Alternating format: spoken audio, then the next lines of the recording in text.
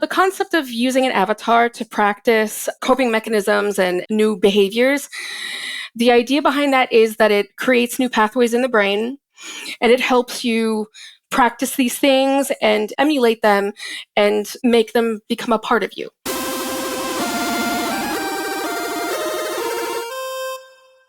Hey everyone, I'm Alex and I help shy, introverted nerds with their dating fears and anxieties to find the pleasure too. Today we're going to be talking about gaming communities, right? So online communities, I know many people play online and they want to meet someone and maybe you don't know how to do it. There's a lot of stigma around finding a partner through online communities and gaming. So today I brought you Kaylee. Kaylee's an anthropologist that writes about gaming and gaming communities. She's also a certified therapeutic game master, game writer, and game teacher. Kaylee, thank you so much for coming. Oh, no problem. I'm happy to be here. So this is sort of like a different point of view, which is why I brought you here, right? Because I have the point of view of like someone who's been in online communities, who like was a part of it. I know the value of it, but I know that you have like a different view. So like, can we start with just like, why do people join communities in general? Just not like online, but like in general. Because for some people, when I say like, go and find a community to find a partner, they're like, oh, that's not why people go there, right? It's like, it's bad. In my mind, there's plenty of reasons to join communities. What do you say? What do you think? Well, just the coming from anthropology, anthropologically speaking, a community is a source of protection, a source of support. So if you're gonna, just for the example of,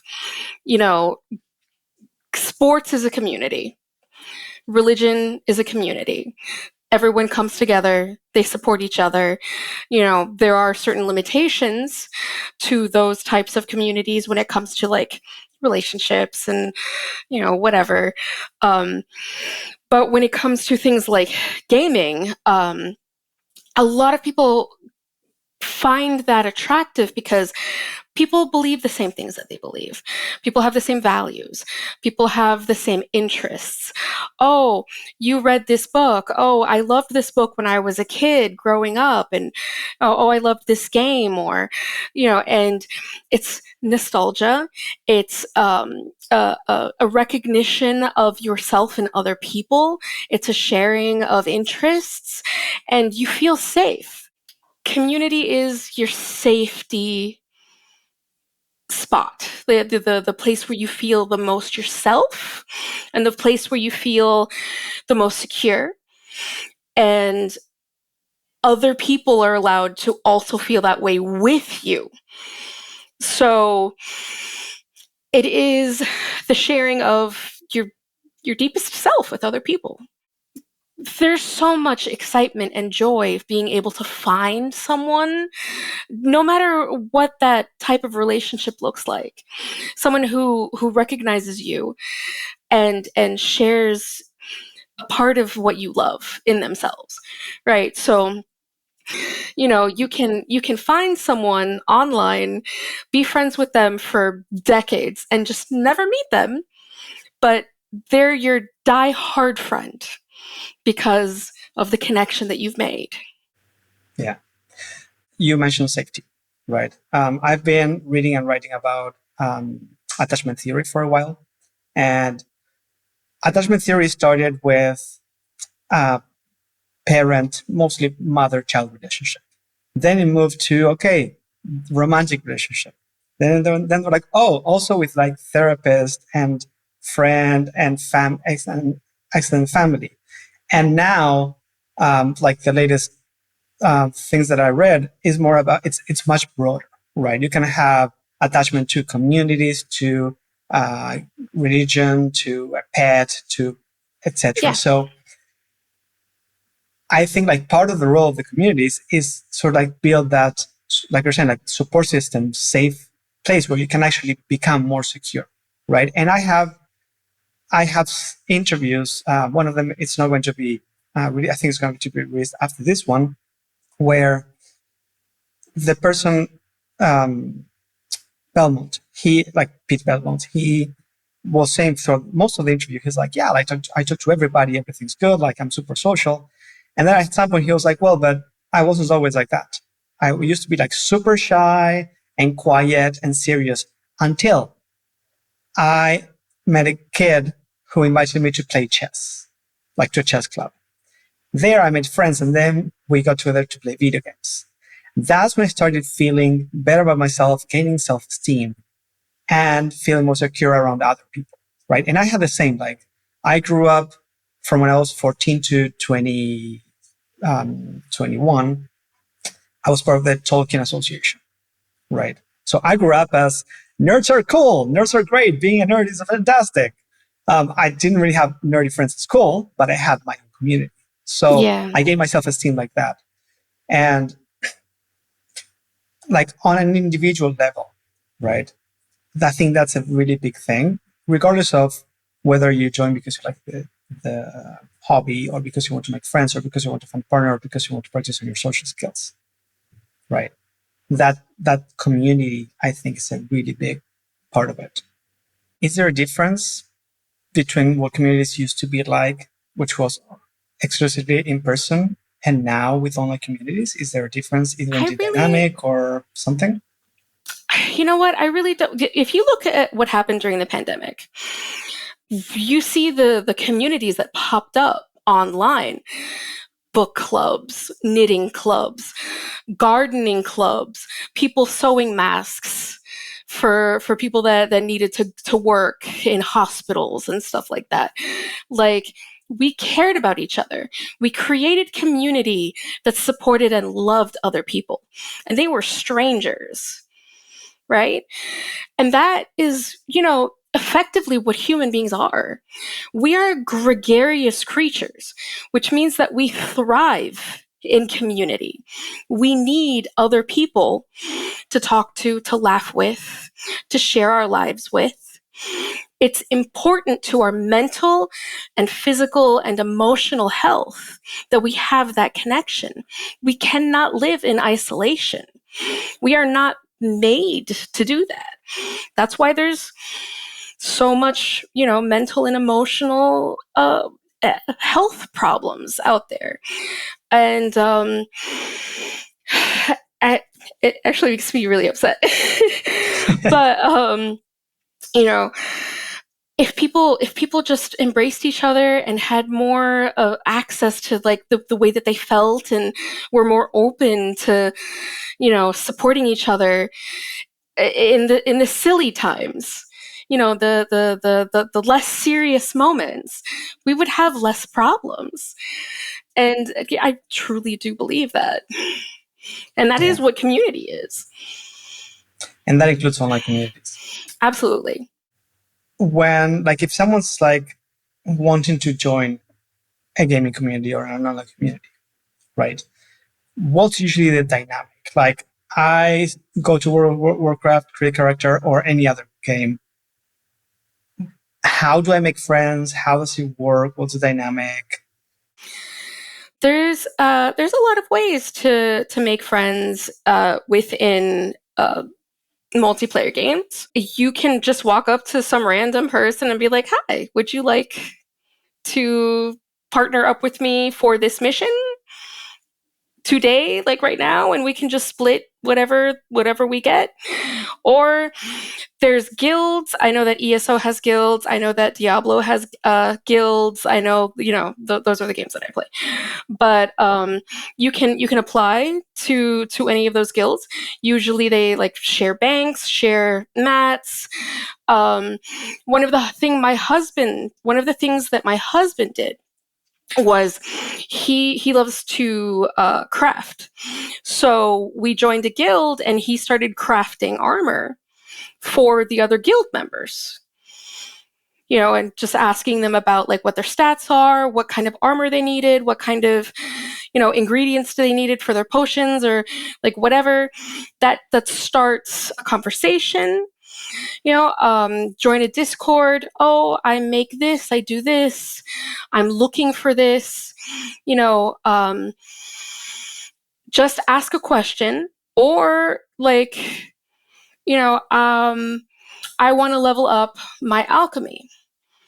Does anyone have any suggestions? And then that that starts a conversation. It's low stakes. No one's going to criticize you for asking that specific question because everyone started somewhere. And you might get like some really good answers. And you also might make friends. Oh, I'm part of this guild. We do alchemy. Come and join us. We have mats, we have, whatever, and you can join, and then you just start, playing with your friends. It's overcoming that initial fear. Yeah. Yeah. And I think being behind the screen might make it an easier transition than going in person as well, right? Because it's a keyboard and you don't have to be in person, so it's sort of like an easier way in. You can, if you think about it, you can use your avatar, like your game character, and turn them in. I'm not advocating lying about who you are and what or anything, but you can use your avatar and give them all of the traits that you want. Outspoken, confident, happy to talk back, whatever. Like somebody says something, oh sure, like yeah, let's have a conversation. But the avatar is talking for you, and you're there like, what should my character say? Choose your dialogue. That's a helpful thing in the D&D games that I run. The people look at their avatars as an extension of themselves and all of the qualities that they want to have, as opposed to all of the things that they already they need to work on. Yeah. That's it's a good way to help boost confidence. Right. How can they bring that into the real world? If you practice it enough, it should. So the concept of using an avatar to practice coping mechanisms and new behaviors. The idea behind that is that it creates new pathways in the brain, and it helps you practice these things and emulate them and make them become a part of you. Right. So you're using your character. The more you use it, the more it becomes a part of your mind, a big part of your personality. So yeah, you get a little nervous, but it's already in there. It's in your brain. It's in there. It's stored away. And you just need to broach that little initial fear, and you'll find, oh wait, no, I do this. I know how to do this. I've been doing this. This is okay. It's a little weird, but it's okay. Yeah, I had this conversation a couple of times this past month of like people saying like, oh, I don't want to have to change who I am, right? When I'm talking about like personal You don't growth have and to. stuff, it's not changing who you are, it's choosing who you want to be. Yeah, absolutely. And the thing is that if you are a quiet person, you don't have to change that about yourself. If you don't like talking a lot, you don't have to change that about yourself. If you like being in a quiet, sedentary place and only interacting with people that you value, and ignoring people that you really don't find interesting, that's fine. You're not a horrible person for pretending that you care about everything. Yeah. Live your true self. Yeah. I there are days where I only speak to my husband and my cat. That's it. I Fair don't enough. I don't want I don't want to talk to anybody, and that's fine. Yeah. Yeah. I'm guessing a good transition. I mean, I'm thinking now, like, the other good thing about gaming communities is that you can start with text only. Mm-hmm. And then as you start getting to know people, and like you're saying, like you're trying this new social skills with people through the keyboard, Yeah. you can say like, okay, let's jump on an audio call, an audio chat, and just talk like that. And then after a while, you can say, okay, let's do video, and you can like gradually, and then later maybe you can meet them in person, or you can meet other people in person, right? Once you Yeah. get used to that I mean, and dynamic. the only thing that I would say is make sure that it's something that you want to do. Yeah, Make sure that the other person wants to do it. Make sure that there is clear consent. If things are uncomfortable and awkward, it's okay to leave. It's okay to say no. It's okay to change your mind. Um, just because someone consented to a situation and uh, then finds that situation to be awkward does not mean yeah, you can't say no later. It's yeah, it's it's important to be safe, and that is what community is. Safety. If you no longer feel safe, you are no longer part of a safe environment. yeah. Yeah. And either you have to set some boundaries or Oh bring yeah. it up with whoever's organizing it, or sometimes maybe just leave if hmm the organizers don't really do anything about it. One of my favorite games is Fallout 76. I love the Fallout franchise. It's favorite, favorite, favorite. And I have all of the Rocket Girl, like the outfit, the all of the stuff, right? I do not play with anyone else who is not my husband or someone that I actually know. Um, when I go into a multiplayer game, I play by Why is that? myself. It, as a woman, having had certain experiences, m- male players are not polite when they find out that you are female. Right. They are either very aggressive. There was a point where I had to stop playing Fallout 76 because there was a player that was on all the time on my server, and every time he saw my name, he would just rocket launch at me, like just follow me around with a rocket launcher and just rocket. Yeah, I had to stop playing for several months because it was Okay. just annoying. That was several years ago, so he's gone. Uh, but I learned the hard way that when your avatar is hyper feminine, so the rocket girl, the rocketeer rocket girl outfit is very sexy. It's got the boots and the midriff and the bras showing and all of that stuff. Dudes will just clamor. They will just go like.